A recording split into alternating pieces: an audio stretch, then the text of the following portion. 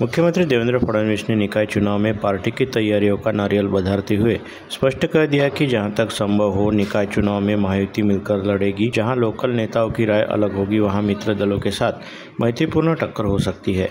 मुख्यमंत्री शुक्रवार को नासिक में भाजपा की संभाग बैठक उपरांत मीडिया से बात कर रहे थे। विभाग न्याय बैठकों का सिलसिला बीजेपी ने शुरू कर दिया है।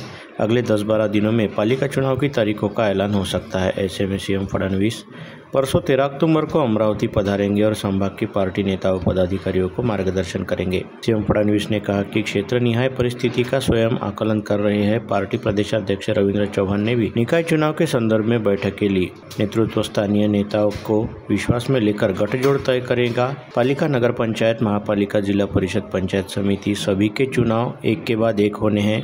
ऐसे में मुख्यमंत्री ने बड़ा संकेत दे दिया है। यहाँ उत्तर महाराष्ट्र के निकाय चुनाव संबंधी हालात का जायजा उन्होंने लिया। फडणवीस ने कहा कि पिछले बार भी यहाँ पार्टी का प्रदर्शन बेहतर रहा था। इस बार भी अच्छी सफलता मिलने की अपेक्षा उन्होंने व्यक्त की। प्रदेश के उच्च शिक्षा मंत्री चंद्रकांत दादा पाटिल ने भी कहा कि कार्यकर्ताओं पर अन्याय नहीं होने दिया जाएगा। पार्टी का अच्छा कार्यकर्ता रहने पर मैत्रीपूर्ण चुनावी लड़ाई होगी। शिवसेना शिंदे गट के मंत्री गुलाबराव पाटिल ने बीजेपी पर आरोप लगाया कि एक और वह गठजोड़ की बात कर रहे हैं तो दूसरी ओर अकेले चुनाव लड़ने की तैयारी कर रहे हैं। अब महायुति का निकाय चुनाव में क्या रुख रहेगा, इस पर निगाहें टिकी है। आमचे अध्यक्ष श्री रवी चव्हाण यांनी पुढे येऊ घातलेल्या स्थानिक स्वराज्य संस्थांच्या निमित्ताने विभागशा बैठका घेतलेल्या आहेत। त्या विभागामधल्या नगरपालिका, जिल्हा परिषद आणि महानगरपालिका या संदर्भातला आढावा आम्ही घेतो।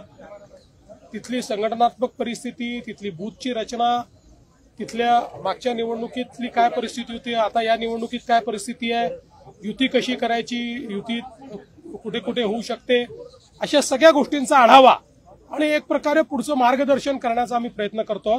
आज आता इथे आम्ही नाशिक विभागामध्ये उत्तर महाराष्ट्राचा आढावा घेतलेला आहे आणि उत्तर महाराष्ट्रातल्या महानगरपालिका, सगळ्या पाचही जिल्हा परिषद आणि ज्या काही नगरपालिका, नगरपंचायती आहेत या संदर्भात संपूर्ण आमच्या कार्यकर्त्यांचं म्हणणं ऐकून घेतलेलं आहे। त्यांना पुढचं दिशादर्शन देखील केलंय।